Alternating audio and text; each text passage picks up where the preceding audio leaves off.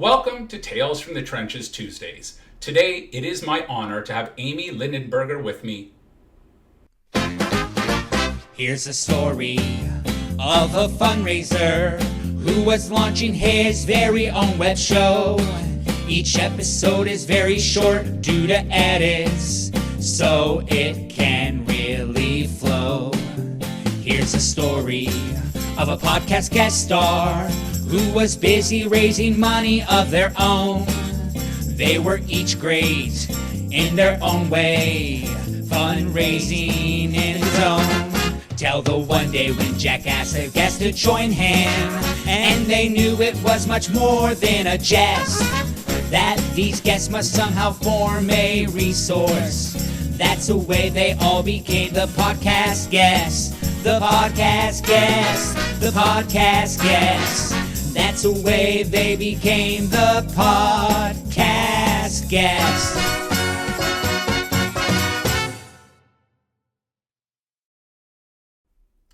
Aimée founded Refocus Fundraising in 2017 and recently joined Global Philanthropic Canada as a senior consultant.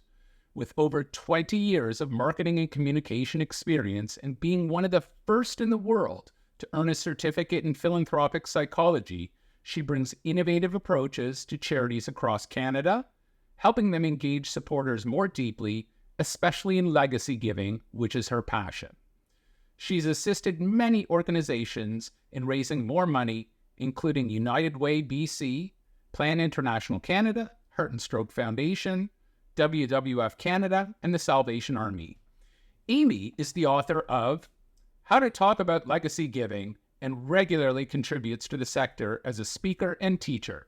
She's held leadership roles in the Greater Vancouver Chapters, the Canadian Association of Gift Planners, and the Association of Fundraising Professionals. So, welcome, Aimée. Most people have no clue what fundraisers do. If you tell them that you're a fundraiser, they think you're a party planner. That's their first kind of kick at the can. And they really don't understand it. But so kind of what are your favorite parts about being a fundraiser and what are your not so favorite parts? Yeah, I think, my favorite part of the profession is I love those perfect moments of feeling like there's that alignment between an organization and a donor where they're both in sort of harmony of what they want to accomplish in the world.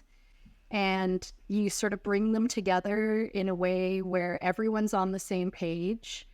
And it feels not only like they can imagine it, but it's just tangible. They know it can happen. And for me, as a fundraising communications person and as a writer, I love finding those perfect words to inspire those moments to happen. And so, being able to make the vision so clear that people can become internally motivated to take action is what I love. Probably my least favorite parts of the profession are probably turnover. I think, turnover at organizations is really hard. All of the things that contribute to it, like a lack of room for advancement in organizations, burnout, sometimes low wages, it makes it really hard, I think, for progress to really happen. And so, especially as a consultant, I'm sort of outside of organizations, but I have to work with organizations, and sometimes I'm there longer than employees are. And so you'll get new management teams coming in, they'll want a new assessment or a new audit, or they'll bring in new consultants and write new plans and new strategies. And it just is this never-ending cycle where we get a new strategy, but it never gets implemented because another new team comes in. And I just feel like not every organization, but some organizations just get into this cycle where you can't make progress on things because we're constantly in a state of playing catch up or playing, getting new ideas on the table, but never actually getting them fully implemented and giving them a chance. And so if I could change one thing, I think that would be it, is to let strategies sort of get fully implemented before new teams come in and change them all again. Yeah. Most definitely, you need to give it some time to kind of work out the kinks and to see if it's effective. I always, I have a stats degree, and 2 points don't make a trend. 3 points don't really make a trend, right? The longer you can go back, then you can start seeing patterns emerge. But if you aren't giving it long enough to actually look at the outcomes and see, well, does it go up? Does it go down? It will. It's a little wonky. Yeah. Yeah. So with philanthropy, one of the big things that I'm seeing across the board is that there's a big pushback in philanthropy, where some are pushing back that they find it elitist, or it's kind of the old boys club.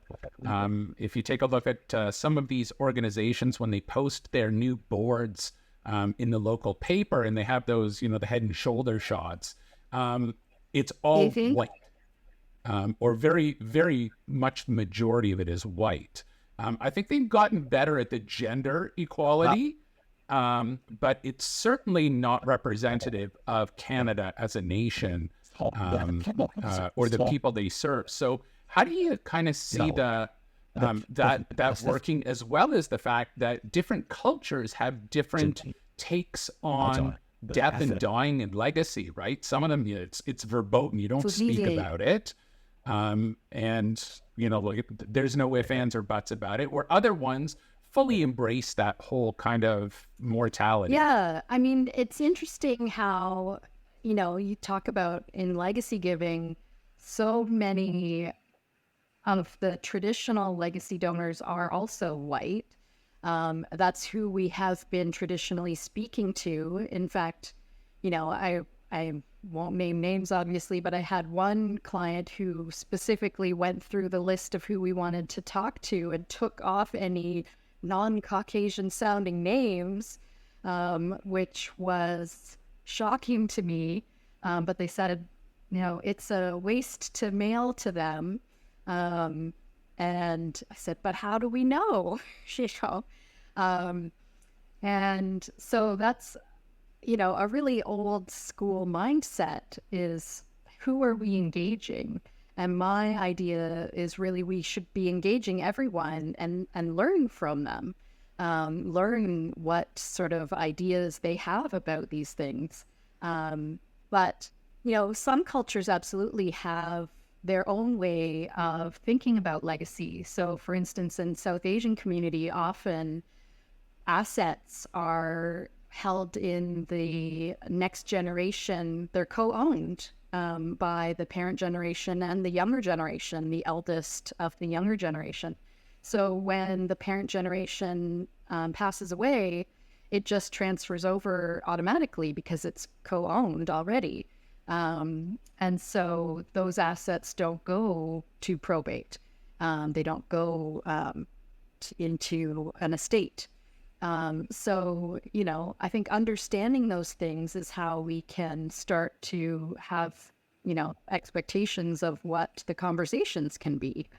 And so I think that the only way forward is to sort of get that understanding.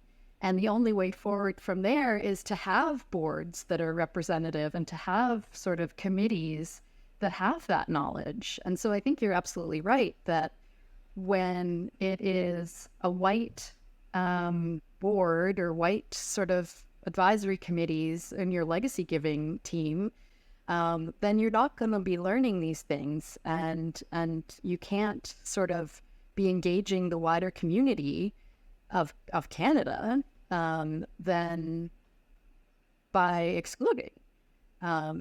And so I think absolutely we have lots more work to do on that front. Yeah. When I talk to donors about leaving a legacy, and I'm talking more along the major donors, folks that, contribute 5, 6, 7 figures, I'll never forget, there was a couple, they used to give, they didn't believe in pledging, so we got anywhere from $200,000 to $500,000 a year from them. Exceptionally generous. And I spoke to them about their estate plans. And they basically left it to their 3 kids. And they said, if the kids want to give, that's their prerogative. I don't want to dictate what my kids do.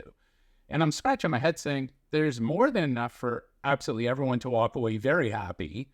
But it was just something they wouldn't even consider. So have you come across that, and how do you deal with that? Yeah, I think absolutely that happens where it hasn't occurred to them that they want to take anything away from their kids.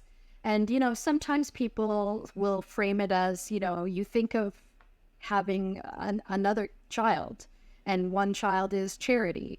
And so that's one approach that oftentimes people take. Another is to have the conversation with the children, to say, would you be open to having some portion of this go to charity through the estate? And I don't love the tax saving conversation, but they actually don't lose a lot. And Right. so you can go that route. There's definitely ways to bridge that, but there are some people who just, it's out of mind to consider taking anything away from their kids.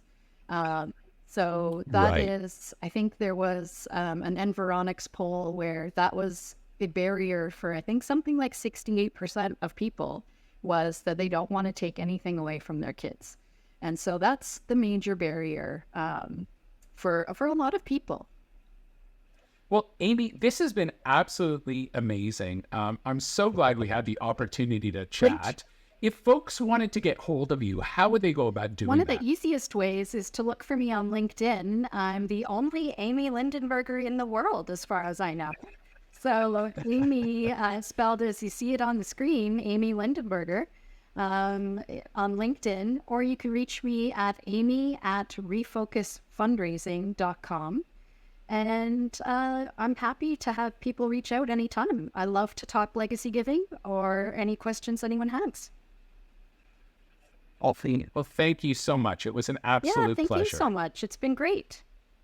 Hi, folks. Don't forget to hit the subscribe button right here.